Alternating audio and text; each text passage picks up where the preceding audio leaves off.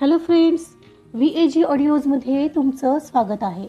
मी वैशाली तुमच्यासाठी घेऊन आली आहे ट्रू ब्युटी ऑफ लव्हचा पुढचा भाग. चला सुरुवात करूया. ट्रू ब्युटी ऑफ लव्ह भाग 86. एका ठिकाणी सिग्नलला थांबला असता मीराला सीतसोबत जाताना शंतनूने नेमकंच पाहिलेलं. ती आज त्याला भेटायला नको म्हणाली होती आणि तरीही सीतसोबत तिला जाताना पाहून त्याला किंचित वाईट सुद्धा वाटलेलं. पण त्याला आठवलं की छोट्या छोट्या गोष्टींवरून केलेले गैरसमज मागं किती महागात पडलेले. आणि शिवाय स्पेसिफिक त्याला टेन्शन येऊ नये म्हणून मीराने त्याला आत्ताही काहीच कल्पना दिली नसणार. त्यामुळे आता ती तिला सांगायचं तेव्हा सांगेल असा विचार करून तो घरी निघालेला. त्यात ऑलरेडी त्याचं काम आजही झालं नव्हतं, त्यामुळे ते टेन्शनही होतंच.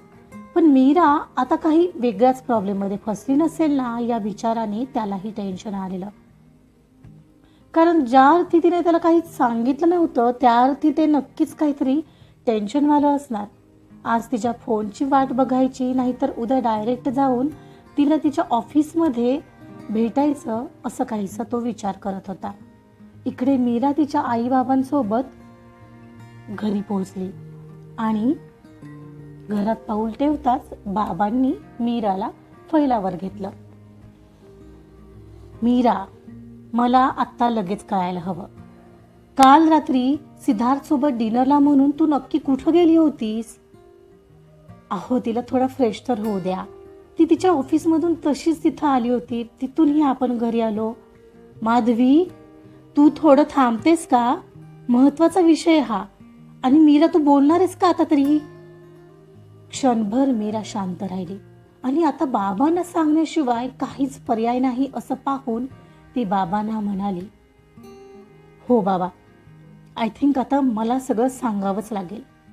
बस झालं. त्या सिद्धला वाईट करून मी किती वेळ असं लपवत राहणार, त्यापेक्षा आता सत्य सांगून टाकलेलंच बरं राहील. ठीक आहे, ऐका तर. माझे एका मुलावर प्रेम आहे. हो, पण तो सिद्धार्थ नाहीये. आज सिद्धार्थ जे काही बोला ते माझ्यासाठी बोलला. माझ्यासाठी वाईट झाला. तो बिचारा खूप चांगला आहे, पण तो फक्त माझा एक चांगला मित्र आहे. बघ माधवी, मी म्हणालो होतो ना, एवढं करून सुद्धा तिनं करायचं तेच केलं आणि तोंड वर करून सांगते कशी आहे बघ. काय केलंय मी बाबा? प्रेम केलं इतकंच ना, पण अजूनही थांबलोय आम्ही. डीने केलं तसं ना, मी हे घर सोडलंय ना असं सोडणार होते. तुमच्या परवानगीशिवाय अशी कशी करेन मी? तेव्हा तुम्हा दोघांना झालेला त्रास मी पाहिलाय. मीरा, काय ग हे? निदान तू तरी असं बोलू नकोस. आई मध्येच बोलले, आम्हाला त्रास झाला आणि स्वतःच्या मनाने वागून तिचीही काय अवस्था झालीये. पण हे माहितीये तरीही तुला अक्कल येऊ नये. कमाल वाटते मला आता.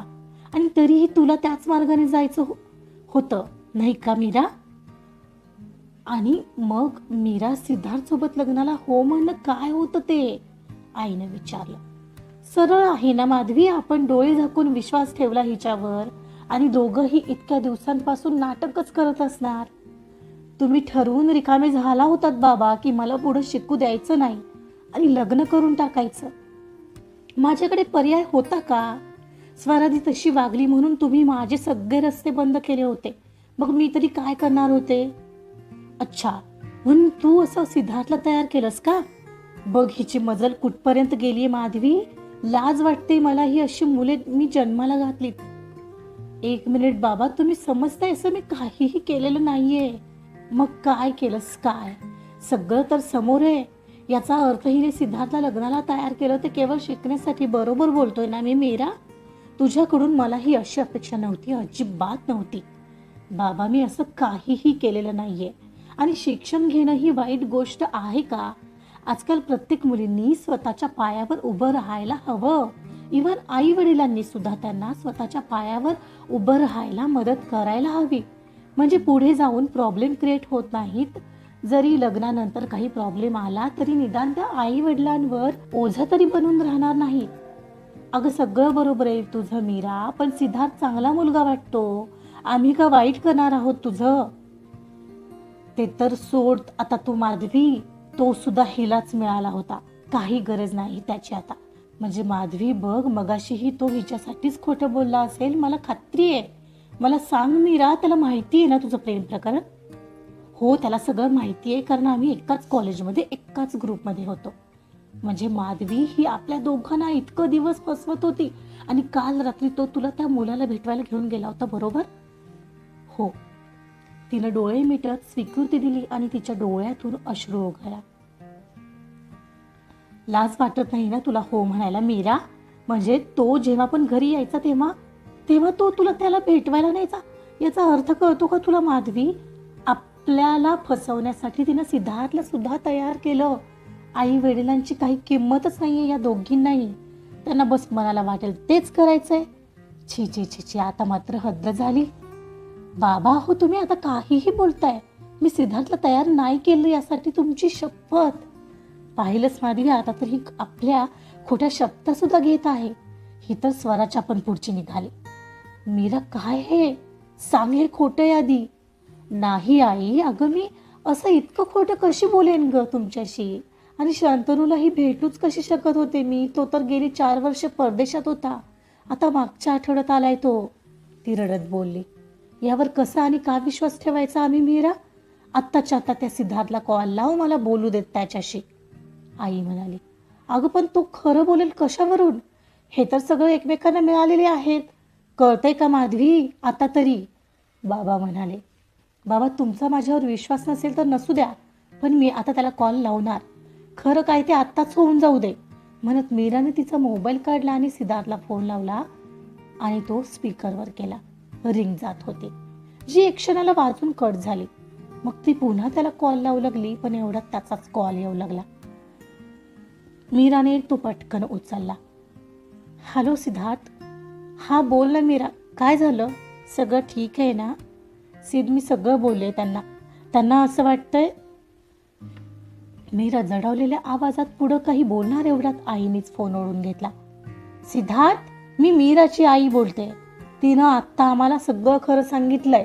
मला सांग, तिनं केलं होतं का तुला तयार लग्नासाठी? आणि आमच्या समोर इतक्या दिवसापासून तुम्ही खोटं नाटक करत होता. मला सांग, तिच्या सांगण्यावरून करत होतास ना तूही? अरे यार आंटी, 1 मिनिट.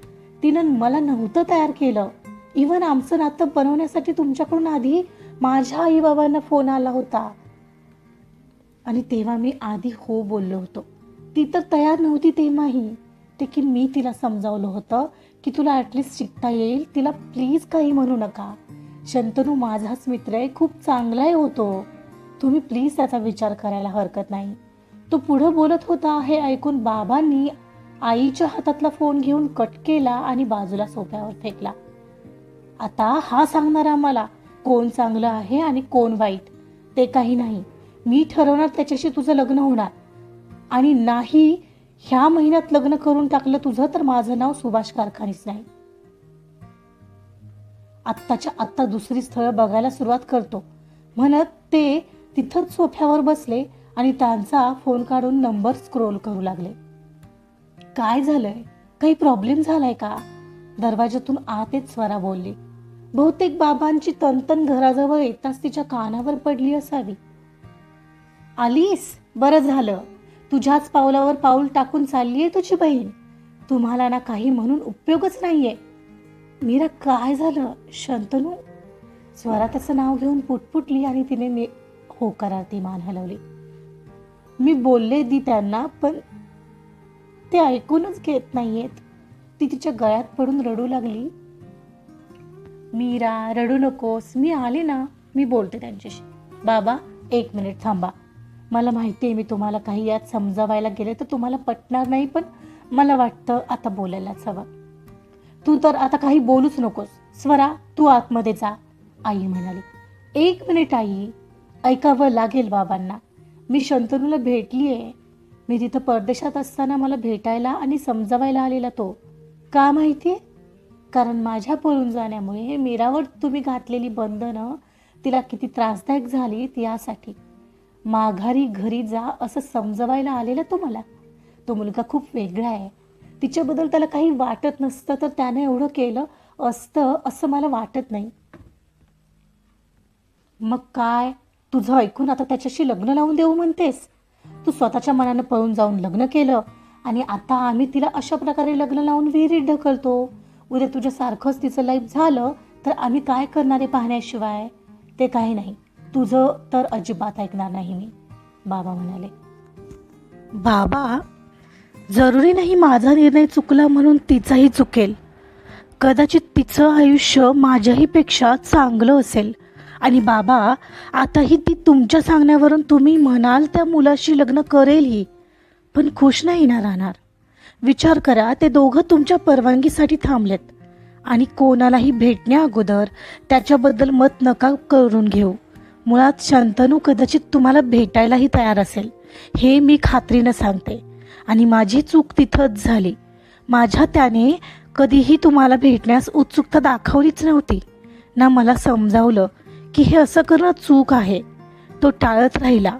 तिथंच मी ओळखायला हवं होतं, पण नाही समजलं मला. पण इथं परिस्थिती वेगळी आहे. बघा जमल्यास एकदा शंतनूला भेटून. मीरा, चल तू आत, स्वरा म्हणाली आणि मीराने सोफ्यावरचा तिचा फोन उचलला आणि बेडरूममध्ये निघून गेली. ती जाताच बाबांनी हातातला फोन साईडला फेकला आणि डोक्याला हात लावून बसले. आता काय करायचं माधवी? या दोघी स्वतःच खरं करत आहेत. ही स्वरा तर खुशाल म्हणते की त्या मुलाला भेटा, आणि उद्या त्या दोघांचं नाही पटलं, काय झालं त्यांच्यात, तर काय करायचं आपण? मीराचंही आयुष्य मी असंच स्वरासारखं होऊ देऊ? मीराच्या आईला मात्र काय बोलावं तेच कळत नव्हतं. स्वरा म्हणते ते सुद्धा पटत होतं आणि तिचे बाबा म्हणत आहेत ते सुद्धा. पण ती सुद्धा शंतनूला भेटा असं लगेचच म्हणाली असती तर नक्कीच ते चिडले असते.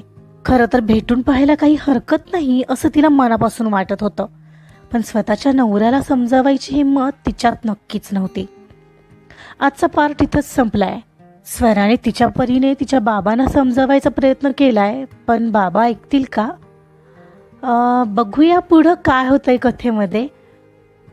नक्की शंतनू पुढे पुढाकार घेतो की सिद्धार्थ, की आता मीराच काय करेल?